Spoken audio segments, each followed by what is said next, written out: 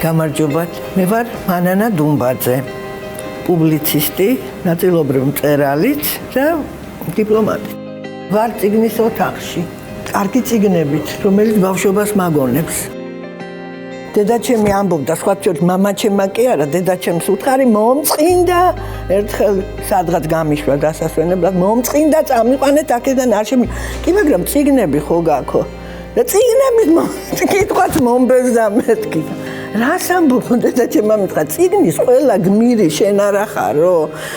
იცხოვრე იმ ცხოვრებით თუ და ლოგის არის რა მოგაწყენს.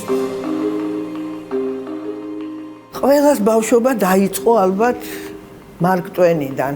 არაჩვეულებრივი მოთხრობებია და საერთოდ მარკ ტვენი არის ის მოვლენა, რომელსაც ამერიკა ვერაუღარა ამდენი უკვე საუკუნე გავიდა და მე საუკუნეზე მეტი ვერაუღარა. ერთ-ერთმა უნივერსიტეტმა, ერთ-ერთმა ახალგაზრდობამ. დღემდე დადის ვიღაცა მსახიობი მარკ ტვენის ჯოხით, მარკ ტვენის პარიკით და კითხულობს ლექციებს და სტუდენტები უსმენენ. ჰეკლბერი ფინზე ამბობს, ფოლკნერი ამბობს, ჰემინგუეი, რომ ამ ერთი რომანიდან ამოვიდა ამერიკული ეროვნული ლიტერატურა. ეს არის ჩემი სადისერტაციო, საკვალიფიკაციო ნაშრომი, ამიტომ მარკ ტვენი ძალიან კარგად ვიცი და ძალიან მიყვარს.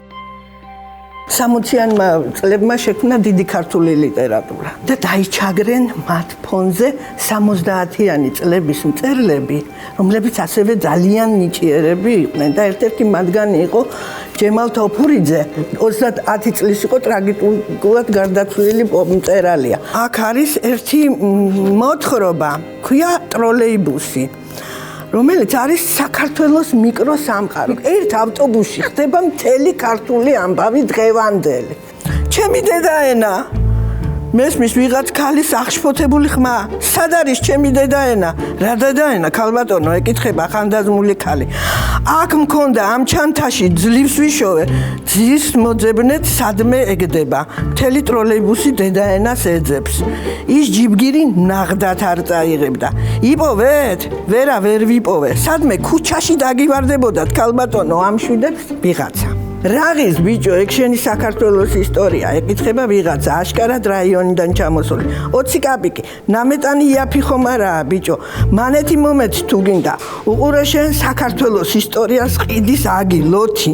მე ვაძლევ, ესე იგი მანეთი 1 და მიდის აუქციონი. იყიდება საქართველო. 2 მანეთი 1 აცხადებს ჩამოსული. 5 მანეთი ყვირის ვიღაცა. 5 მანეთი ქუნდა ტაქსში ვერ ჩაჯექიო. არავის წიგს არ ვაჩუქებდი, გარდა ვეფხის ტყაოსნის, იმიტომ რომ ისეთი როგორც ტარიელ ჭარტური ამბობს, ისეთი უბედური ყავს, გამჩენს, რომ ყველაფერი შეგწერია. შეგძინა აღარაფერი არ წაიკითხო.